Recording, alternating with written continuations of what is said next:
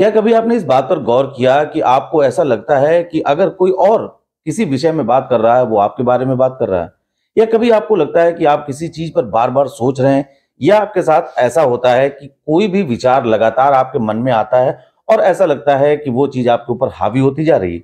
अगर ऐसा सब कुछ है, तो आप बीमार हैं और इस बीमारी का इलाज कोई और डॉक्टर नहीं बल्कि साइकियाट्रिस्ट ही करेगा। हमारे साथ जो शख्सियत मौजूद हैं, आपका नाम है डॉक्टर संदीप बुधवार। नमस्कार। संदीप बुधवार जी जनपद बाराबंकी के वरिष्ठ साइकियाट्रिस्ट हैं और तमाम लोगों का इलाज कर उन्हें स्वास्थ्य लाभ भी प्रदान कर रहे हैं। आज हम उनसे उनके संक्षिप्त परिचय के बारे में भी जानेंगे और उसके बाद तमाम वो चर्चाएं करेंगी जो रोजमर्रा के जीवन में आजकल तमाम युवाओं के साथ घटित हो रही हैं और कहीं ना कहीं उससे उन्हें नुकसान भी हो रहा है और समाज का हित भी नहीं हो रहा है। संदीप जी, बहुत बहुत स्वागत है हमारे नमस्कार। मंच पर आपका। नमस्कार। सबसे पहले तो हम चाहेंगे कि हमारे जो तमाम दर्शक आपको देख रहे हैं वो आपके जीवन के बारे में जाने। आप अपना थोड़ा सा संक्षिप्त परिचय हमारे दर्शकों को उपलब्ध करा दें। मेरा नाम डॉक्टर संदीप बुधवार है। मैं रहने वाला मूलतः बाराबंकी का हूँ। यहीं पैदा हुआ, यहीं बड़ा हुआ, यहीं पे मैंने एजुकेशन ली। सेंट एंथनीज में पढ़ता था। जी जी। अपनी स्कूलिंग कंप्लीट करने के बाद मेरा सिलेक्शन ऑल इंडिया एग्जाम में हो गया, तो मैं चला गया महाराष्ट्र। उसके बाद मैंने वहीं से अपनी पोस्ट ग्रेजुएशन भी कंप्लीट करी मुंबई से।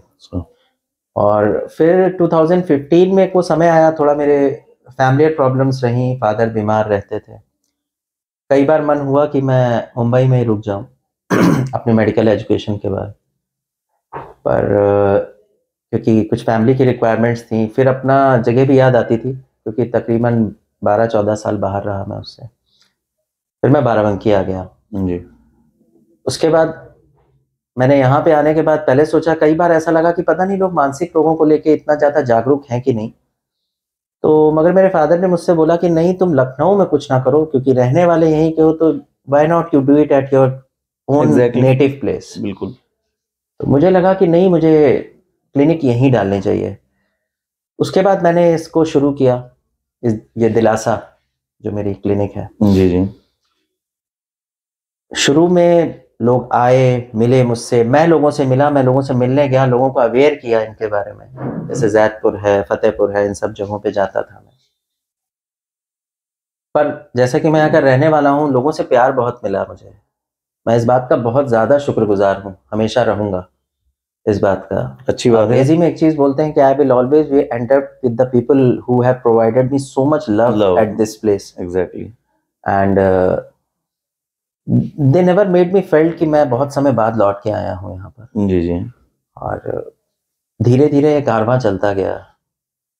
धीरे धीरे ये दिलासा मैं लोगों को दिलासा भी देता गया अच्छी और बात लोगों है को सर। ठीक करता गया। आप लगातार दिलासा दे रहे हैं, लोगों को फायदा हो रहा है। और चलिए अब कुछ बात करते हैं ऐसे मुद्दों पर जो वर्तमान समय में समाज में जी। काफी ज्यादा फैले हुए हैं। सबसे पहले हम चाहेंगे कि आप इस बारे में जानकारी दें, आखिर ऐसी कौन सी बीमारी है जो हमारे दिमाग में होती है, किस टाइप की बीमारियां होती हैं, क्या इनके लक्षण होते हैं, इनके बारे में पहले जानकारी दे नीतीश दें। जी, देखिए ऐसा है कि मानसिक रोग तो कई प्रकार के हैं, पर क्या होता है कि हमारे देश में अभी भी मानसिक रोगों को लेके मैं संक्षिप्त सा आपको बताना बिल्कुल चाहता हूँ। बिल्कुल।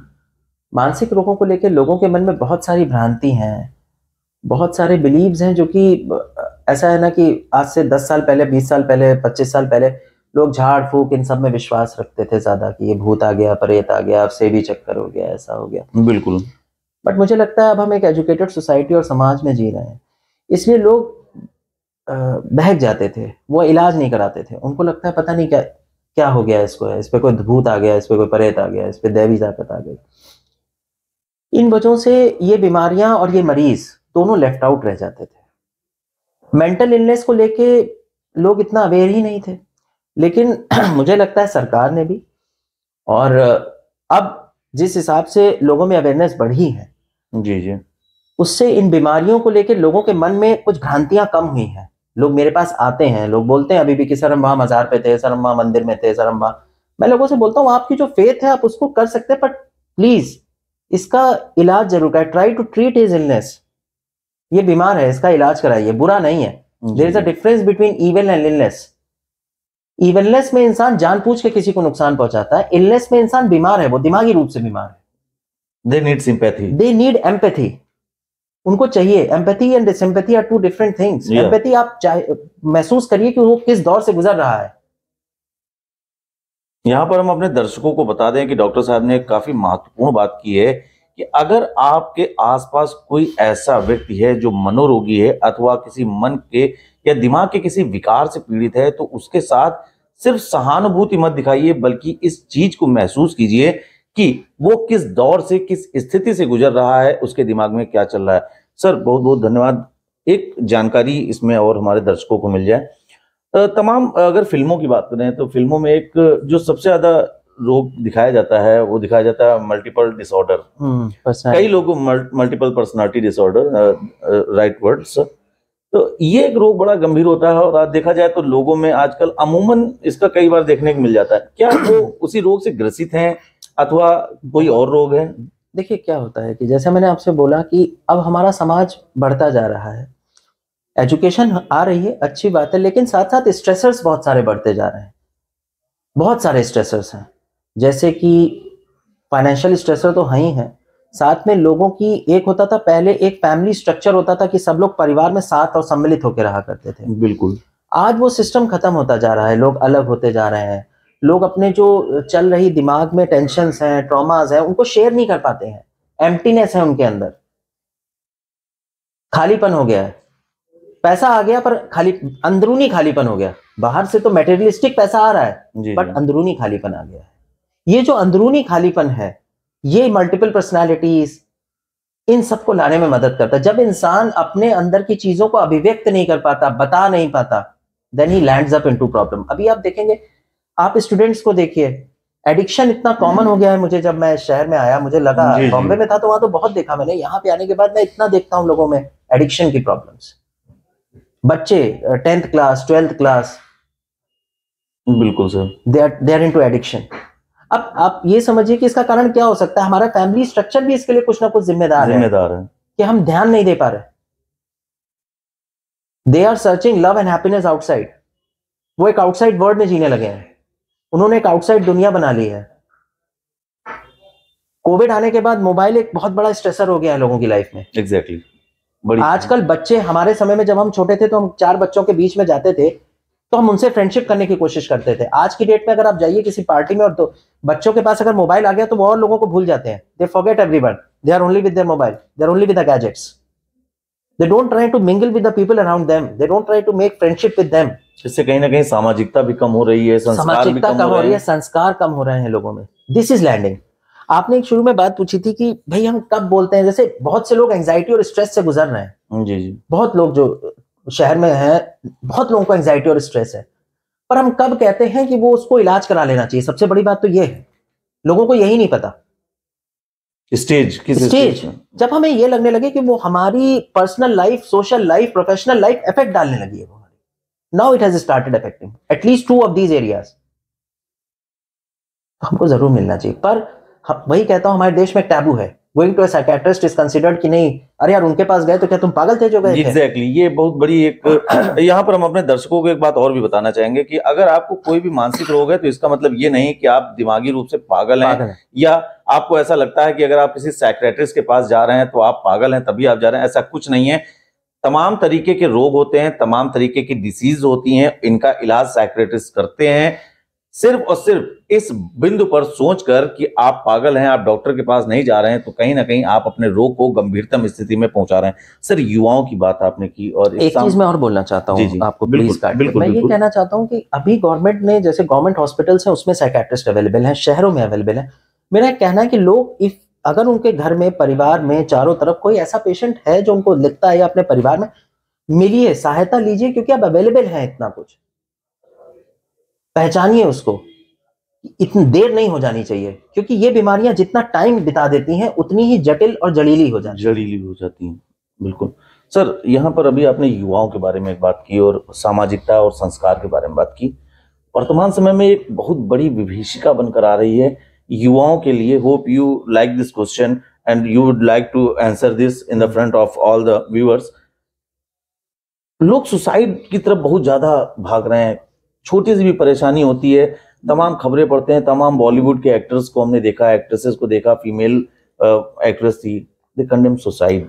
ये एक भाषा बनती है, एक परिभाषा बनती है, एक मन के एक अंदर एक विकार पैदा होता है। इससे कैसे दूर रहें युवा आजकल के? देखिए, मैंने आपको जो पहले एक चीज बताया कि अब वो फैमिली सिस्टम खत्म होते जा रहे हैं। एक समय होता था कि जैसे परिवार में चाचा ताऊ सब लोग साथ रहा करते थे, लोगों में एकजुटता रहती थी। परिवार में अगर किसी एक को दिक्कत आती थी, वो सारे लोग बैठ के उस पर बात करते थे, शेयर करते थे।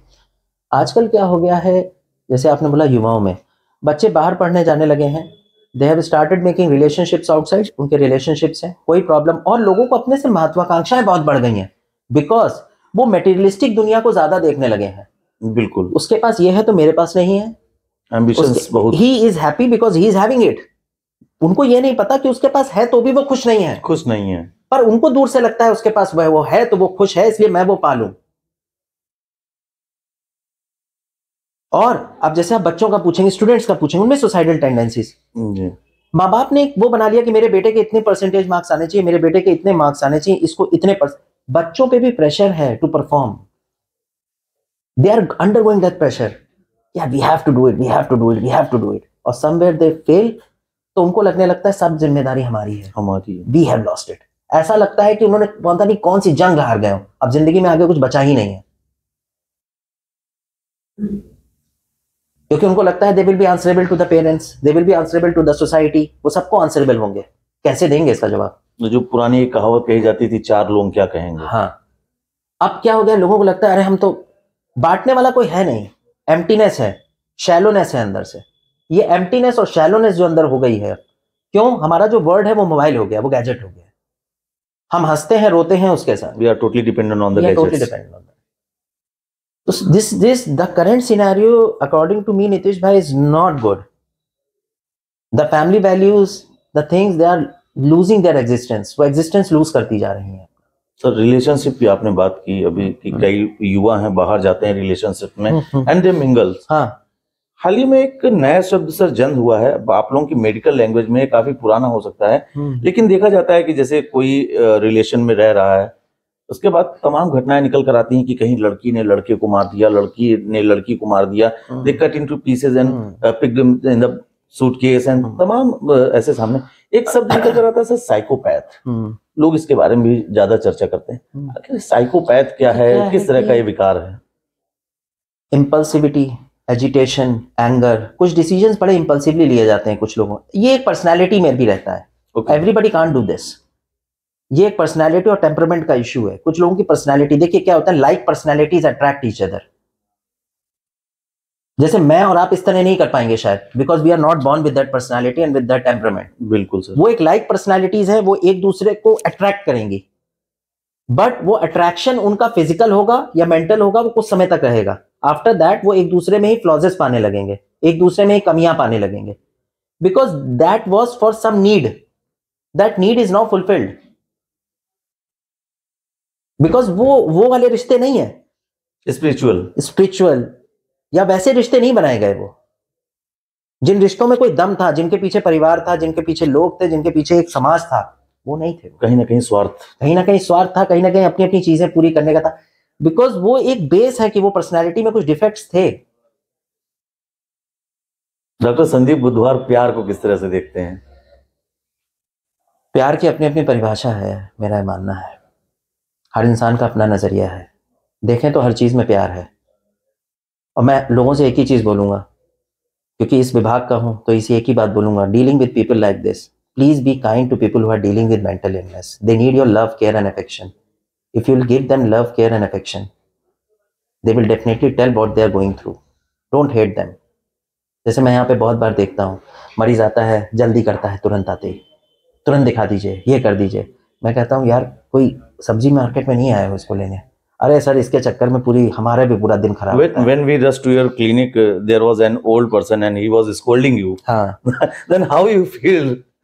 मैंने जैसे आपसे पहले कहा, he is a ill man, he is not a evil man. Okay. वो जब दोबारा आया तो वो मुझे हाथ जोड़ के बोलने लगा, सर मुझे माफ कर दीजिए, मैंने आपको गलत बोला। मैंने कहा नहीं He realized that. हाँ, मैंने कहा नहीं चाचा, तुम बीमार थे यार, तुमने मुझे इसलिए बोल दिया, उसमें क्या हो गया? अगर तुम्हें कोई बुखार तो था नहीं कि तुम मुझे खुद आके बोलते डॉक्टर साहब मुझे बुखार है, मुझे देख लीजिए, मुझे खांसी है। तुम्हारे जब प्रॉब्लम ही दिमाग से है तो तुम्हारा वो चीज ही नहीं सही है, इसलिए तुम मुझे बोल रहे हो। सर, ये एक महत्वपूर्ण बिंदु यहाँ पर आए, हम आपसे बात करेंगे। उससे पहले हम अपने दर्शकों को एक बात और भी बता दें यहाँ पर सर ने एक बात कही जो इस वक्त सोशल मीडिया पर तमाम न्यूज चैनलों पर एक बहुत महत्वपूर्ण खबर आती है, जिसमें दिखाया जाता है कि लड़के लड़की साथ में लिव इन रिलेशनशिप में रह रहे थे, उसके बाद उन दोनों में से कोई ना कोई एक दूसरे के साथ कुछ ना कुछ गलत कर देता है। तो ये गलत क्यों होता है? ये गलत इसलिए होता है क्योंकि वो स्पिरिचुअल लव नहीं होता है, बल्कि वो डिमांडिंग थिंग्स होती हैं, जो उनकी नीड पूरी हो जाती है उसके बाद वो एक दूसरे से खिंच जाते हैं। तो यहाँ पर युवा वर्ग के लिए खास एक संदेश है, चाहे वो युवक हो चाहे वो युवतियां हो, आप ऐसे अपने हमसफर को चुनिए, ऐसे अपने साथी को चुनिए जिससे आपका लगाव आत्मिक हो, ना कि शारीरिक हो। सर यहाँ पे एक महत्वपूर्ण बात भी, परिवार का जो अंग होता है वे भी बड़ा महत्वपूर्ण होता है। तमाम ऐसी फैमिलीज हैं जो still they are living in combined families. एक मेंटल पेशेंट को रिकॉग्नाइज करना, हाउ इट इज पॉसिबल? देखिए क्या है ना, जैसे हमारे में विभिन्न प्रकार के इलनेस हैं। जैसे आपको मान लीजिए डिप्रेशन है, अगर आपको लग रहा है आपके घर में कोई है जो कुछ 15-20 दिन से चुप रहने लगा है, अलग रहने लगा है, अलग अलग रहता है, रोता रहता है, लोगों से मिलता नहीं है, उसके स्वभाव में, उसके व्यवहार में आपने कुछ चेंजेस देखने शुरू करें, तो keep a watch on that patient, try to consult a nearby psychiatrist who is there. वो सोता नहीं है रात को, मान लीजिए रात में बुदबुदाता है, रात में बड़बड़ाता है, भागता है, लोगों पे इल्जाम लगाता है, लोगों के ऊपर आरोप लगाता है, लोगों पे शंका करता है। जैसे मैंने स्किज़ोफ्रेनिया फॉर एग्जाम्पल, जिसमें लोग आरोप लगाते हैं, प्रत्यारोप लगाते हैं, इल्जाम लगाते हैं एक दूसरे के ऊपर है। अगर आप लोग को ऐसा लगता है, keep a watch on the patient, try and consult a psychiatrist. अब बहुत लोग हैं जो अवेलेबल हैं, उनके पास जाइए। उनसे, लोगों की एक भ्रांति, एक धारणा है नीतीश भाई, यार साइकियाट्रिस्ट के पास जाएंगे तो वो नींद की गोली दे देंगे। It is not like this. अगर आप प्रॉपर उससे कंसल्ट कर रहे हैं तो वो दवाएं आपकी बंद भी हो सकती हैं। बट प्रॉब्लम क्या होती है, आदमी को लगने लगता है अरे वो दवा से आराम था, खिलाते रहो, पर कब तक खिलाना, कब दवा बंद करनी, this the right person, the doctor only knows this. तो इसी बिंदु पर एक सवाल हम चाहते हैं, तमाम दर्शकों के भी सवाल हो सकते हैं, और हमने भी जहां तक लोगों से, आपके वहां हमने पेशेंट से बात की, तमाम लोगों की ये शिकायतें रहती हैं कि जब साइकियाट्रिस्ट के पास जाते हैं, I am not personally talking about you, it is overall the psychiatrist who treat the patient like this, उनकी एक शिकायत ये रहती है कि अधिकतर जो दवाएं होती हैं वो लॉन्ग लास्टिंग चलती हैं, और they are habitual of it, वो उनके आदती बन जाते हैं। तो इससे भी अच्छा सवाल है आपका। देखिए क्या होता है कि लॉन्ग लास्टिंग क्या, हमारे जो ट्रीटमेंट कोर्स होता है वो एक लंबा होता है थोड़ा, क्योंकि ये बीमारियां लोगों को लगता है कि बड़ी वो है, पर इतनी आसान नहीं है। दूसरी चीज क्या, जब तक हमारे पास मरीज आता है, हमारे सिनेरियो में बहुत जगह भटक के आता है वो, तो बीमारी एक अपना एक स्टेज पार कर चुकी होती है। बहुत कम बार होता है because of lack of awareness वो हमारे पास शुरू में आ जाए। तो जब वो आता है तो एक स्टेज क्रॉस कर जाता है। उसके बाद जब हम उसे दवा चालू करते हैं तो थोड़ा समय लगता है उसको, क्योंकि हमारी दवाओं का असर आने में ही 15-20 दिन का, 15 दिन का लगभग समय लगता है पूरा। हमारी दवा वो एंटीबायोटिक की तरह नहीं, आपने आज दी और कल वो उसका ब्लड में सीरम लेवल्स आने में उसको टाइम लगता है, इट टेक्स टाइम। तो इसलिए, और जो आपने बताया कि लोग कहते हैं कि वो डिपेंडेंट हो जाता है, डिपेंडेंट इसलिए हो जाता है क्योंकि वो कुछ समय बाद वो ये सोचने लगता है, वो या उसके घर वाले, कि अब ये इस दवा से ठीक है, दवा खिलाते रहो कंटिन्यूएशन में। हाँ, वो कोई मेडिकल स्टोर ढूंढ लेगा, लो यार भैया दवा दे दो। See, the medical store person is not a doctor. He will give you the medication, but he is not knowing when to stop it and how to reduce it. यहाँ पे एक महत्वपूर्ण बात और भी आती है कि जो इस तरह की दवाएं होती हैं सर, ये थोड़ा सा दवाएं आसानी से मिलती नहीं है। हाँ, इसमें ड्रग विभाग भी काफी नजर रखता है। हाँ, तमाम ऐसे मेडिकल्स वाले होते हैं जो ऊपरी कमाई के लिए दवाएं महंगी दाम पर बेच देते हैं, और लोगों को लगता है कि हम डॉक्टर के पास न जाएं। तो इससे भी लोगों को बचना चाहिए। हम चाहते हैं इस संबंध में आप एक अपील अपने दर्शकों मैं यही कहना चाहता हूँ सबको। अब तो गवर्नमेंट ने काफी अच्छा भी न्यू एक्ट्स लाए हैं, एनडीपीएस एक्ट्स वगैरह जो आ रहे हैं, उसमें बहुत सारी चीजों पे गवर्नमेंट ने कंट्रोल रख रही है और बहुत अच्छा काम किया है ये। जी। लेकिन मैं यही लोगों से कहना चाहता हूँ, अपने दर्शकों से, बाराबंकी के आसपास के डिस्ट्रिक्ट के दर्शकों से यही कहना चाहता हूँ, दवा करिए, बराबर करिए, डॉक्टर को दिखाइए, और जब वो कहे पर उसके परामर्श पे बंद करिए, ना कि मेडिकल स्टोर से उन्हीं दवा को खाते रहे, क्योंकि एक समय बाद वो दवा ही भी नहीं काम करेंगी फिर उस पेशेंट पे। तो प्लीज आप जाइए, मिलिए। ये मत सोचिए कि डॉक्टर कितना टाइम लगता है, वहां फीस लगती है, ये नहीं। आप अपने मरीज का इलाज कराओ। जैसे और बीमारियां हैं वैसे ये भी एक बीमारी है। We have to fight with this mental illness. हमारे पास और जैसे बीमारियां हैं वैसे ये भी एक मेंटल इलनेस है कि भाई हमें इसका इलाज कर, क्योंकि ये हमारी पूरी की पूरी जिंदगी को खराब कर देगी। और ज्यादातर इलनेसेस का ऑनसेट जो होता है वो उस एज में होता है जब इंसान का वो प्रोडक्टिव एज ग्रुप होता है, जब वो कुछ कर सकता है। और वो एज अगर खराब हो जाए तो उसकी आगे की आप सोचिए लाइफ में क्या रह जाएगा फिर। बहुत बहुत धन्यवाद सर, आपने अपना बहुत कीमती समय हमें दिया और हम हमारा जो प्रयास रहता है कि तमाम जागरूकता समाज में पहुंचे, चाहे वो मैं किसी एक भी। आपके माध्यम से एक चीज बिल्कुल आज के बिल्कुल सर, युवाओं को मंच बोलना चाहता आपका हूं। है सर। मैं चाहता हूं कि आज का युवा, ये देश बहुत आगे बढ़ रहा है। हम जब तक शिक्षित नहीं होंगे तब तक हम एक शिक्षित समाज नहीं पैदा कर सकते, एक शिक्षित सरकार नहीं दे सकते, मेरा ये मानना है। मैं लोगों को कहना चाहता हूं, खासकर युवाओं को, एडिक्शन से दूर रहें किसी भी तरीके के। एडिक्शन हमारे देश के लिए सबसे खराब, क्योंकि हमारा युवा ही कल का हमारा नेता है। अगर वही खराब हो गया तो सब खराब हो जाएगा। यहाँ पर सर हम आपको एक सवाल अथवा परामर्श के तौर पर हमें चाहते हैं, जो तमाम युवा देख रहे हैं, तमाम ऐसे लोग भी हैं जो नशे से दूर रहना चाहते हैं, बट ड्यू टू एंजाइटी या उनको जो सोशल मीडिया पर विज्ञापन, टीवी चैनलों पर विज्ञापन, खासकर मूवीज में दिखाया जाता है, टेंशन हुए, गिलास भरने लगे, पी लिया, तो ये कहीं ना कहीं लोगों पे, जो ऐसे एडिक्टेड लोग हैं, अगर वो नशा छोड़ने चाहते हैं, छोड़ने का प्रयास करना चाहते हैं, तो साइकियाट्रिस्ट इसका किस तरह से इलाज करता है और लगभग कितना समय लग सकता है अगर कोई युवा? देखिए, इसके लिए एग्जैक्टली तो नहीं बता सकते, खुद की मोटिवेशन पे भी बहुत डिपेंड करता है। पर मेरा मानना है कि जो लोग छोड़ना चाहते हैं वो तुरंत किसी ना किसी नज़दीकी साइकियाट्रिस्ट को कंसल्ट करें जाके। काउंसलिंग्स होती हैं, जिसे हम फार्माकोथेरेपीज कहते हैं, मेडिसिन चलती हैं, उसके बाद साइकोथेरेपीज होती हैं।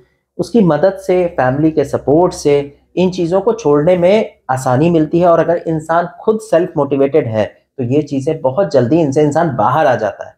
मगर जैसे कि अच्छी लाइफस्टाइल रखना, सुबह उठ के सैर करना, सुबह उठ के योगा करना, सुबह उठ के कोई स्पोर्ट्स एक्टिविटी को, क्योंकि स्पोर्ट्स और ये सारी एक्टिविटीज हमारी बॉडी में कुछ ऐसे केमिकल्स पैदा करते हैं जो हमको खुश रखते हैं, जो हमको हेल्दी लगते हैं।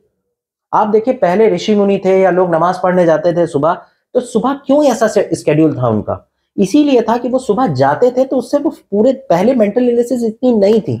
उसका रीजन ही यही था, क्योंकि पहले के लोग सुबह मस्जिद गए या सुबह मंदिर गए तो वो जाते थे, तो they used to remain fresh. आजकल इंसान सुबह उठता है तो वो सबसे पहले अपना व्हाट्सएप स्टेटस देखने लगता है। कितने लोगों ने देखा? कितने लोगों ने, क्या हुआ, क्या कौन सा मैसेज आया, ना राम ना रहीम, सीधे व्हाट्सएप। वो ना सुबह टहलने जाना चाहता है ना घूमने जाना चाहता है, वो रात में लेट सोता है, 12-1 बजे सोता है, व्हाट्सएप और ये सब, इंस्टाग्राम और ये सब देख के, और वो सुबह उठता है लेट।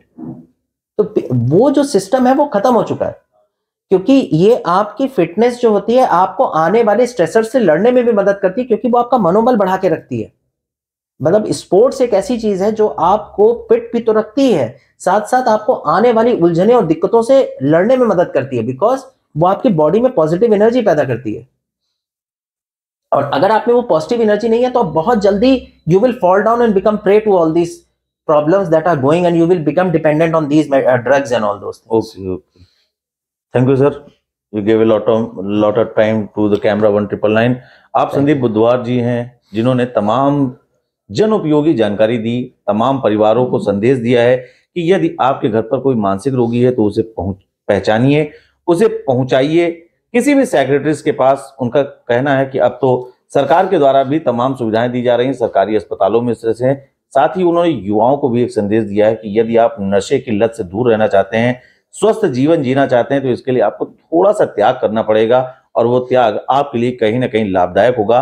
सुबह जल्दी उठना, वर्जिश करना, एक्सरसाइज करना, सैर करना, ये सब कहीं ना कहीं आपके जीवन को सकारात्मकता की तरफ ले जाएगा। साथ ही उन्होंने यहाँ पर एक जो काफी महत्वपूर्ण बात बताई है, वो ये बताई है कि यदि आपके आसपास कोई भी मानसिक रोगी है तो उससे चिढ़िए मत, उससे घृणा मत कीजिए, उसके ऊपर गुस्सा मत दिखाइए, बल्कि उसे प्यार और सहानुभूति दीजिए, और हो सके तो उसके घर वालों को प्रेरित कीजिए और उन्हें यह संदेश दीजिए कि आप इन्हें किसी साइकियाट्रिस्ट को दिखाकर इनके जीवन को सकारात्मक दिशा की तरफ ले जा सकते हैं और ये भी स्वस्थ जीवन यापन कर सकते हैं। बाराबंकी से कैमरा 1999 के लिए सरदार परमजीत सिंह बाबा के साथ मैं नीतीश मिश्रा।